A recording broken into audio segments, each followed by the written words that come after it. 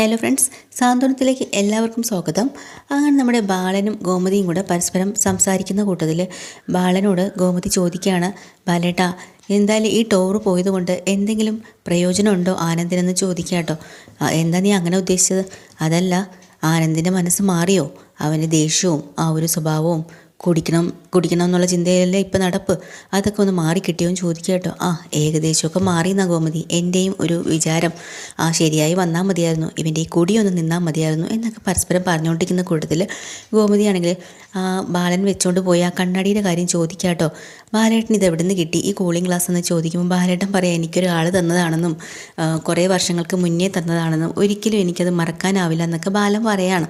അപ്പോൾ ഗോമതി ചോദിക്കുന്നുണ്ട്, ഞാനറിയാതെ വേറെ ഏതെങ്കിലും പെണ്ണുങ്ങളാണോ നിങ്ങൾക്ക് തന്നേന്ന് ചോദിക്കുമ്പോൾ ബാലന് ആന്നും പറയാണ്, അതിപ്പോൾ എനിക്ക് പേരൊന്നും പറയാൻ കഴിയില്ല, പക്ഷേ എനിക്ക് ഒരിക്കലും മറക്കാനും ഒന്നും പറ്റാത്ത ഒരു ലേഡിയാണ് എനിക്കത് തന്നേന്ന് പറയുമ്പോൾ ഗോമതിക്ക് ദേഷ്യം വരിക കേട്ടോ. അവസാനം ഗോമതി മക്കളെയൊക്കെ വിളിച്ച് നിർത്തി ചോദ്യം ചെയ്യാൻ വേണ്ടിയിട്ട് ഒരുങ്ങാണ്. പിന്നെ പോരാഞ്ഞിട്ട് കടയിൽ ഏതെങ്കിലും പെണ്ണുങ്ങൾ കൊണ്ടുവന്ന് കൊടുത്തതാണെന്ന് അറിയാൻ വേണ്ടിയിട്ട് രാമേട്ടനെ വിളിക്കുകയാണ് കേട്ടോ. അപ്പം ബാലന് ദേഷ്യം വരികയാണ്. ബാലൻ പറയാം, മര്യാദയ്ക്ക് അവിടെ വെക്കടി ഫോണ്, എന്നെ നാണം കെടുത്താതെ നീ അവിടെ വെക്ക്. പണ്ട് നിനക്കൊരു ഓർമ്മയുണ്ടോ, നമ്മൾ മോഹൻലാലിൻ്റെ സ്ഫടികം സിനിമ കാണാൻ പോയത്? ആ സമയത്ത് അതിൽ മോഹൻലാലൊരു കണ്ണാടി വെച്ചിരുന്നില്ലേ, അതേ ബ്രാൻഡിലുള്ള അതേ കണ്ണാടി എനിക്കും വാങ്ങിത്തരണം നീ ആഗ്രഹിച്ചിരുന്നില്ലേ? അത് ശരിയാണ്. അതും തമ്മിൽ എന്താ ബന്ധം ബാലേട്ടാ? മറന്നുപോയല്ലേ നീ? അന്ന് സിനിമ കണ്ട് പുറത്തിറങ്ങിയപ്പോൾ നീ എനിക്കത് വാങ്ങി തന്നില്ലേ? ആ കണ്ണാടിയാണ് ഞാൻ സൂക്ഷിച്ച് വെച്ചിരുന്നത്. അത് ശരി. അങ്ങനെ അവർ തമ്മിൽ ഭയങ്കര സന്തോഷത്തിലും സ്നേഹത്തിലും അങ്ങനെ ഇരിക്കണം കേട്ടോ. അപ്പോൾ എന്നിട്ട് ബാലൻ പറയുന്നുണ്ട്, നീ എന്തായാലും അന്നത്തെ തന്ന ഈ ഒരു സമ്മാനം ഇന്ന് ഞാൻ ടൂറ് പോയിട്ട് വന്നപ്പോൾ നിനക്കൊരു സമ്മാനം കൊണ്ടുവന്നിട്ടുണ്ട്. എന്താ ബാലേട്ടാ അത്? അങ്ങനെ ബാലൻ ചെന്ന് ഒരു പൊതി എടുത്ത് കൊടുക്കുക കേട്ടോ. അതിനകത്ത് 2 സ്വർണ്ണ വളയാണ്. അത് കാണുമ്പോൾ ഗോമതിക്ക് ഭയങ്കരമായിട്ട് സന്തോഷമാവാണ്. തൊട്ടടുത്ത റൂമിലാണെങ്കിൽ ആര്യൻ ഇരിപ്പുണ്ട്, അതുപോലെ മിത്ര നല്ല കലിപ്പിലാണ് കേട്ടോ. ഇവർ നല്ല അടിച്ച് പൊളിച്ച് ടൂറിനൊക്കെ പോയതല്ലേ, ഇവർക്കൊരിടും പോകാനും പറ്റിയില്ല. എന്നാലും പോയ സമയത്തുള്ള കാര്യങ്ങളെല്ലാം ആലോചിച്ച് നമ്മൾ ആര്യൻ ഇരുന്ന് ചിരിക്കുകയാണ്. അത് കാണുമ്പോഴത്തേക്കും മിത്രയ്ക്ക് ദേഷ്യം വരാം കേട്ടോ. മിത്ര ചോദിക്കുന്നുണ്ട്, എന്തിനാണ് ഇവിടെ നിങ്ങൾ ഇത്രയ്ക്ക് ചിരിക്കാനിരിക്കുന്നത്? ചിരിയും ഭാവമൊക്കെ കണ്ടാൽ തോന്നും അടിച്ചു പൊളിക്കാനാണ് പോയെന്ന്. സാറുമാർ കൊണ്ടുപോയതുപോലെ അല്ലേ പോയത്, കൂടെ ഹെഡ് മാസ്റ്റർ കൂടെ കുട്ടികൾ ടൂറിന് പോകും പോലെ ഞങ്ങളിവിടെ കണ്ടായിരുന്നു എന്ന് പറഞ്ഞു ഇത്ര അങ്ങ് ചിരിക്കുക കേട്ടോ. പിന്നെ നിങ്ങൾ എവിടേക്കാണ് പോയെന്ന് എന്നോട് പറഞ്ഞല്ലോ, എവിടേക്കാണ് പോയത് എന്ന് ആരും ചോദിക്കുമ്പോൾ മിത്ര പറയാണ്, ഞങ്ങളെ 2 സിനിമ കാണാൻ പോയി, ഷോപ്പിങ്ങിന് പോയി. ആണോ? ഏത് സിനിമയാണ് കാണാൻ പോയത്? അത് വാഴ 2 കാണാൻ പോയി. അതെയോ? അങ്ങനെയാണെങ്കിൽ എൻ്റെ കഥയൊന്ന് പറഞ്ഞ്. അപ്പോഴാണ് മിത്ര ചമ്മി പോവാട്ടോ. എന്നാൽ പിന്നെ 2ാമത്തെ സിനിമയുടെ പേര് പറ. അത് ആട് 3. അതിൻ്റെ കഥ എന്താ? അതൊരാടും ഒക്കെ ആയിട്ടല്ലേ? അടി, അതൊക്കെ ആട് 1ലുള്ള കാര്യമല്ലേ, ആദ്യത്തെ പേഴ്സണല്ലേ. അപ്പം നീ ശരിക്കും പറഞ്ഞാൽ സിനിമ കാണാൻ പോയില്ലല്ലേ? പോയില്ല, പക്ഷെ നമ്മൾ ഷോപ്പിങ്ങിന് പോയി. ആണോ? എന്നാൽ പിന്നെ ഷോപ്പിംഗ് ചെയ്ത ഡ്രസ്സുകളൊക്കെ എന്നെ ഒന്ന് കാണിക്ക്. വീണ്ടും മിത്ര ചമ്മി പോവാണ് കേട്ടോ. അവസാനം മിത്ര ആ സത്യം അങ്ങ് തുറന്ന് പറയാം, നമ്മളിതെല്ലാം പ്ലാൻ ചെയ്തിരുന്നതാണ്. അവസാനം ഉദയഭാനു അങ്ങൾ വന്നിട്ട് എല്ലാം കുളവാക്കി കൈ തന്നു എന്ന് പറയുന്നുണ്ട്. അതോടുകൂടി ആരും അങ്ങ് പൊട്ടിച്ചിരിക്കുകയാണ്. നീയും കൂടുതൽ ചിരിക്കുകയെന്ന് വേണ്ട, ടൂറിനെന്ന് പറഞ്ഞ് അടിച്ചുല്ലസിക്കാമെന്ന് പറഞ്ഞ് ഇവിടുന്ന് പോയിട്ട് ആകെ കുളമായിട്ടല്ലേ നിങ്ങൾ തിരിച്ചു വന്നതെന്ന് ചോദിക്കുകയാണോ? അപ്പോഴാണ് ആര്യം പറയണേ, അങ്ങനെയൊന്നും ഇല്ല, നമ്മൾ വിചാരിച്ചതിലും അപ്പുറമായിരുന്നു അച്ഛൻ്റെ കൂടെ ടൂർ പോയത്. നിനക്കറിയോ, നമ്മൾ ഇവിടെ വെച്ച് കണ്ടിട്ടുള്ളൊരു ഗോമതി സ്റ്റോർ ബാലനേ അല്ല അത്. നമ്മളോട് എന്തോ ഒരു സ്നേഹമായിരുന്നു അറിയാമോ, എന്തെല്ലാം കാര്യങ്ങൾ പരസ്പരം നമുക്ക് തുറന്ന് പറയാൻ പറ്റിയെന്ന് നിനക്കറിയോ? പോരാഞ്ഞിട്ട് ഞങ്ങൾ അച്ഛനെ നെഞ്ചിലാണ് കിടന്നുറങ്ങിയത്, അറിയോ നിനക്ക്? ഇതിനൊക്കെ തെളിവ് വേണം. പിന്നെ ഗോമതി സ്റ്റോർ ബാലനെ കുറിച്ചാണ് ഈ തള്ളി മറിക്കുന്നത്. അല്ല, തള്ളല്ല, സത്യമാണ്. ഇതുപോലെ ഒരു അവസരം ഇനി കിട്ടുമെന്ന് എനിക്കറിയില്ല. അത്രയ്ക്ക് സന്തോഷത്തോടു കൂടിയാണ് നമ്മൾ ഇവിടുന്ന് പോയെന്ന് പറയാട്ടോ. ശരി, പിന്നെ നിന്നെ കാണിക്കാൻ വേണ്ടിയിട്ട് ഞങ്ങളുടെ കയ്യിൽ തെളിവൊക്കെ ഉണ്ട്, പക്ഷേ ആ തെളിവ് ഇപ്പോൾ കാണിച്ചാലേ കുടുംബം കലങ്ങും, അതുകൊണ്ടാണ് ഞാൻ കാണിക്കാത്തത് എന്നിങ്ങനെ ആര്യം പറയാണ്. തൊട്ടടുത്താണ് റൂമിലാണെങ്കിൽ നമ്മുടെ ദേവി ആനന്ദിനോട് ചോദിക്കുന്നുണ്ട്, ആനന്ദേട്ട എങ്ങനെയുണ്ടായിരുന്നു നിങ്ങൾ ടൂറ് പോയിട്ട്? മനസ്സൊക്കെ ശരിയായോ? വിവേകാനന്ദ പാറയിലേക്ക് പോയോ? ഉദയവും അസ്തമയവും ഒക്കെ നന്നായിട്ട് കണ്ടോ എന്നെല്ലാം പല ചോദ്യങ്ങളാട്ടോ. പിന്നെ അപ്പം തന്നെ ആനന്ദിന് ദേഷ്യം വന്ന് ചോദിക്കുന്നത്, എന്താടി നീ എൻ്റെ മനസ്സ് മറിയും ചോദിക്കുന്നത്? ഒരു ദിവസം കന്യാകുമാരി പോയി വിവേകാനന്ദ പാറ കാണാനും ഉദയം അസ്തമയം കണ്ടെന്നും പറഞ്ഞ് നിന്നോടുള്ള ദേഷ്യവും വെറുപ്പൊക്കെ കുറേന്നാണ് നീ വിചാരിച്ചു വെച്ചിരുന്നത്. അങ്ങനെയൊന്നും നീ വിചാരിക്കണ്ട. നീയും എൻ്റെ പൊന്നു മോളെ, നീ ഒരു കാര്യം ഓർത്തോ, അധിക ദിവസം നീ ഇവിടെ നിൽക്കില്ല. അതിനു മുമ്പ് നിൻ്റെ അച്ഛനെ ഇങ്ങോട്ട് വിളിച്ച് വരുത്തി കാര്യങ്ങളൊക്കെ പറഞ്ഞ് നിന്നെ ഞാൻ ഇവിടുന്ന് പറഞ്ഞു വിടും. അത് എനിക്ക് എന്നോടുള്ള സ്നേഹവും കരുതലും കൊണ്ടാണല്ലോ ഞാനിത് ചോദിക്കുന്നത്. നിനക്ക് എന്നോടുള്ള സ്നേഹമോ? അങ്ങനെയാണെങ്കിൽ നീ എൻ്റെ കുഞ്ഞിനെ ഇല്ലാതാക്കുമായിരുന്നോടി എന്ന് ചോദിച്ച് വീണ്ടും നമ്മുടെ ദേവീനെ തളർത്തുക കേട്ടോ. അങ്ങനെ ദേവി ആകെ മാനസികമായി തളർന്ന് അവിടെ ഇരിക്കുമ്പോൾ ആണെന്നിറങ്ങി പോവാണ്. ബാലനാണെങ്കിൽ മുറ്റത്തിരിക്കുന്ന സമയത്ത് അപ്പുറത്തെ അലോക് പല്ല് തേക്കാൻ വേണ്ടിയിട്ട് ആ സൈഡിൽ നിൽക്കുക കേട്ടോ. ബാലനെ കാണുന്നതും ബാലൻ കേൾക്കാൻ വേണ്ടിയിട്ട് പല്ല് തേച്ചിട്ട് കാറി അവിടെ തുപ്പാണ് കേട്ടോ. 2-3 പ്രാവശ്യം ആകുമ്പോഴത്തേക്കും ബാലന് മനസ്സിലായി തന്നെ കളിയാക്കാൻ വേണ്ടിയിട്ടാണെന്ന്. നേരെ അങ്ങോട്ട് ചെന്നിട്ട് എന്താടാ നിനക്ക് എന്തിൻ്റെ സുഖേടാ, നിങ്ങളെന്തിനാ എന്നോട് ചാടി കിടക്കുന്നത്? എൻ്റെ വീട് എൻ്റെ കോമ്പൗണ്ട്, ഞാൻ പല്ല് തേക്കും ചിലപ്പോൾ കാറി തുപ്പും വെറുതെ തുപ്പും, നിങ്ങൾക്കെന്താ? പക്ഷേ നീ അങ്ങനെയല്ലല്ലോ തുപ്പിയത്, എന്നെ ഒരുമാതിരി ആക്കുന്ന പോലെയാണല്ലോ. തന്നെ അങ്ങനെ തോന്നിയോ?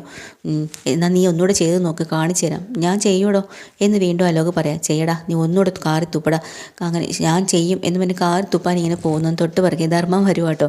ധർമ്മനെ കാണുമ്പോൾ മിണ്ടാതെ ചമ്മി നാറി നമ്മുടെ അലോക് അങ്ങോട്ട് തിരിഞ്ഞ് പോകുമ്പോൾ തന്നെ അലോക് ബാലിന് മനസ്സിലായി കേട്ടോ. അപ്പം ബാലനാണെങ്കിൽ തിരിഞ്ഞു നോക്കുമ്പോഴത്തേനും ധർമ്മം വന്നിട്ടുണ്ട്. ധർമ്മം പറയാം, പോട്ടളിയ വിട്ടുകളാ, ഇവന്മാർക്കൊന്നും പറഞ്ഞാലൊന്നും മനസ്സിലാവത്തില്ല, വിവരമൊന്നും ഇല്ലാത്തവന്മാർ എന്നും പറഞ്ഞോണ്ട് ബാലിൻ്റെ തോളിൽ അങ്ങ് കൈവയ്ക്കുക കേട്ടോ. വലിയ അധികാരത്തിൽ ബാലനാണെങ്കിൽ ഒന്ന് ചെറിഞ്ഞ് നോക്കുന്നുണ്ട്. അയ്യോ സോറി അളിയ, അല്ലെങ്കിൽ ഈ അളിയന് വീട്ടിൽ വരുമ്പോഴേ ഉള്ളൂ ഈ സ്വഭാവത്തിനൊക്കെ ഇത്ര മാറ്റം.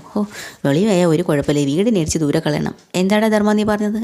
ഞാൻ ഒന്നും പറഞ്ഞില്ലേ എന്നിങ്ങനെ പറയാട്ടോ. അത് കഴിഞ്ഞിട്ട് ബാലനാണെങ്കിൽ പുറത്തൊക്കെ പോയി തിരിച്ച് വരുമ്പോൾ ഭയങ്കര ദേഷ്യത്തിലാണ്. വന്നുടനെ ഗോമതിനെ ദേഷ്യത്തോടെ വിളിച്ചിട്ട് പറയാം, ആര്യനെ ഇങ്ങോട്ട് വിളിക്കുക. എന്താ ബാലേട്ട കാര്യം? നിന്നോടല്ലേ പറഞ്ഞ് ആര്യനെ ഇങ്ങോട്ട് വിളിക്കുക. ആര്യനെ അങ്ങോട്ട് വരുവാണ് കേട്ടോ. എടാ, നീ ആ ഗോപാലൻ ചേട്ടൻ്റെ നിന്ന് പൈസ കടം വാങ്ങിയിട്ടുണ്ടായിരുന്നോ? ഉണ്ടായിരുന്നു. എന്തിനാണ്? അല്ല, അത് ഞാനൊരു 25,000 രൂപ കടം വാങ്ങിച്ചു. നീ എന്തിനാ എൻ്റെ പേരും പറഞ്ഞ് വാങ്ങിച്ചത്? ഞാൻ അച്ഛൻ്റെ പേരും പറഞ്ഞല്ല വാങ്ങിയത്. ഞാൻ ഇത്രയിടയ്ക്ക് ട്രെയിനിങ്ങിന് പോകാൻ വേണ്ടിയിട്ട് ആവശ്യത്തിനാണ് വാങ്ങിച്ചത്. അത് ഞാൻ തന്നെ തിരിച്ചു കൊടുത്തോളാം. പക്ഷേ നാളെ തന്നെ നീ തിരിച്ചു കൊടുത്തേക്കണം. നീ ഇതുവരെ കൊടുത്തില്ല എന്ന് പറഞ്ഞ് അയാൾ എന്നെ വിളിച്ചിരിക്കുന്നു. എന്നെ നാണം കെടുത്താൻ വേണ്ടിയിട്ട്. നിന്നോട് ഞാൻ അന്നേ പറഞ്ഞതല്ലേടാ ട്രെയിനിങ് വേണ്ട, ഒന്നും വേണ്ടെന്ന്. ഇതൊക്കെ കേട്ടും കൊണ്ട് മീനാക്ഷിയും ഇത്രയും കൂടെ വരുമ്പം ഇത്രയ്ക്ക് സങ്കടമാവാട്ടോ.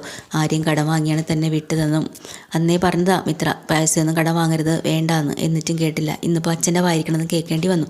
അപ്പം ആര്യം പറയാം, അയാളെ ഞാൻ കടം വാങ്ങിച്ചിട്ടുണ്ടെങ്കിൽ ഞാൻ അയാൾക്ക് തിരിച്ചു കൊടുത്തോളാം അച്ഛൻ്റെ പേരൊന്നും പറഞ്ഞിട്ടല്ല ഞാൻ വാങ്ങിയത്.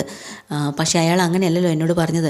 എന്നെ നാണം കെടുത്താൻ വേണ്ടി മര്യാദയ്ക്ക് നാളെ തന്നെ പൈസ തിരിച്ചു കൊടുത്തില്ലെങ്കിൽ ഈ ഗോമതി സ്റ്റോർ ബാലിൻ്റെ മറ്റൊരു മുഖം നീ കണ്ടിരിക്കും ആര്യാന്ന് പറഞ്ഞിട്ട് ഭയങ്കരമായിട്ട് ആര്യനോട് ദേഷ്യപ്പെട്ടിട്ട് ബാലൻ അങ്ങോട്ട് പോകുന്നുണ്ട് കേട്ടോ. അത് കഴിഞ്ഞിട്ട് നമ്മളെ മിത്ര ഇതെല്ലാം കേട്ട് സങ്കടപ്പെട്ട് കരഞ്ഞുകൊണ്ട് പുറത്തേക്ക് പോവാണ്. മീനാക്ഷിയാണെങ്കിൽ ഓടി വന്ന് എല്ലാവരെയും സമാധാനിപ്പിക്കുകയാണ്. എന്നിട്ട് പറയാണ്ട്, സാരമില്ല, ഇനിയിപ്പോൾ ആര്യനെ കുറ്റപ്പെടുത്തിയിട്ട് കാര്യമൊന്നുമില്ല. ആര്യൻ കടം വാങ്ങിയത് ഒരു ആവശ്യത്തിന് വേണ്ടിയിട്ടില്ല, അത് അവൻ തിരിച്ചു കൊടുത്തോളുമല്ലോ. എന്തായാലും ആര്യ നീ ഇങ്ങോട്ട് വന്നേ. അവിടെ മിത്ര സങ്കടത്തോടെ പോയിരിക്കില്ല, അവളെ ഒന്ന് പോയി സമാധാനിപ്പിക്കുക. അങ്ങനെ ഇവർ രണ്ടുപേരും കൂടെ മിത്രയുടെ അടുത്തേക്ക് വരും കേട്ടോ. അങ്ങനെ മിത്രയ്ക്ക് ഭയങ്കര പരിഭവമാവണുണ്ട്. എൻ്റെ അടുത്തൊരു വാക്ക് പറഞ്ഞില്ലല്ലോ, അന്നേ ഞാൻ പറഞ്ഞതല്ലേ ആര്യ കടം ഒന്നും വാങ്ങരുതെന്ന്. എന്നിട്ട് കേട്ടോ, കേൾക്കാണ്ട് പോയി പൈസ കടം വാങ്ങിയിട്ട് ഇപ്പോൾ അങ്കളുടെ വായിക്കണ ചീത്ത കേട്ടില്ലേ? അല്ലെങ്കിൽ തന്നെ എന്നോട് ഭയങ്കര ദേഷ്യം. അപ്പോഴത്തേനും ആര്യം പറയാം, അയ്യേ ഇതൊന്നും പറഞ്ഞ് നീ വിഷമിക്കണ്ട, ഇതൊക്കെ വെറുതെ അച്ഛൻ ഓരോ കാരണങ്ങൾ ഉണ്ടാക്കാൻ വേണ്ടിയിട്ടാണ്. അല്ലെങ്കിൽ തന്നെ അയാളിൽ നിന്ന് പൈസ വാങ്ങിയത് ഞാനാണ്. അച്ഛൻ്റെ പേര് പറയേണ്ട കാര്യമൊന്നുമില്ല. ചിലപ്പോൾ അച്ഛനോട് ഈ കാര്യം പറഞ്ഞിട്ടുണ്ടാവും, അച്ഛൻ അത് ഏറ്റുപിടിച്ചിട്ട് ഇങ്ങനെ പറഞ്ഞു. അല്ലെങ്കിൽ തന്നെ മിത്രേ, നിന്നോട് അച്ഛനൊരു ദേഷ്യമുണ്ട് അറിയാലോ. മുമ്പൊരിക്കൽ നിനക്ക് ബസ്സിന് പോകാൻ പൈസ ചോദിച്ചപ്പോൾ അച്ഛൻ എന്തെല്ലാം പറഞ്ഞു.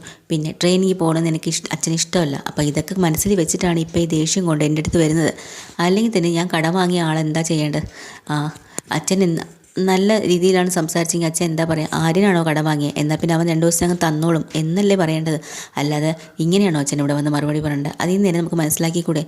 എന്നിട്ട് പെട്ടെന്ന് തന്നെ മീനാക്ഷി പറഞ്ഞിട്ട്, സാരയില്ല പോട്ടെ, അവളെ ഇനി പറഞ്ഞ് വിഷമിപ്പിക്കണ്ട. മിത്രേ, നീ ഇതൊന്നും ആലോചിച്ച് വിഷമിക്കേണ്ട ആവശ്യമൊന്നുമില്ല. നീ പോയത് നല്ലൊരു കാര്യത്തിനല്ലേ, നീ അത് വിജയിച്ച് നല്ല രീതിയിലല്ലേ വന്നത്. ഇനിയിപ്പോൾ അതിൻ്റെ കാര്യം പറഞ്ഞ് വിഷമിക്കണ്ട. ഈ പൈസ എങ്ങനെയും വേഗം തിരിച്ചു കൊടുക്കണം, അല്ലെങ്കിൽ ഇനി ഞങ്ങൾ ഇതിനെ പറഞ്ഞ് പ്രശ്നങ്ങളുണ്ടാക്കും. ആര്യ, നാളെ തന്നെ ഈ പൈസ നീ എങ്ങനെയെങ്കിലും തിരിച്ചു കൊടുക്കണേ. കൊടുക്കാം, നോക്കാമെന്ന് പറഞ്ഞാൽ പറ്റത്തില്ല. അങ്കിളിവിടെ വീണ്ടും തുടങ്ങും പ്രശ്നം. നാളെ തന്നെ നീ കൊടുക്കണം. അതാ വേണ്ടത്. അപ്പോൾ ആര്യനാണെങ്കിൽ ആകെ പെട്ടുപോയിട്ട് പെട്ടെന്ന് ഒരു ദിവസം കൂടി 25,000 തിരിച്ചു കൊടുക്കാമെന്ന് വെച്ചാൽ എവിടെ നിന്ന് ഉണ്ടാക്കാനാ? അങ്ങനെ ആര്യനും വല്ലാത്തൊരു സങ്കടാവസ്ഥ നിൽക്കുകയാണ്. അപ്പോൾ ഇത്രയും വിഷമത്തിൽ കരഞ്ഞും കൊണ്ട് അകത്തേറി പോവാട്ടോ.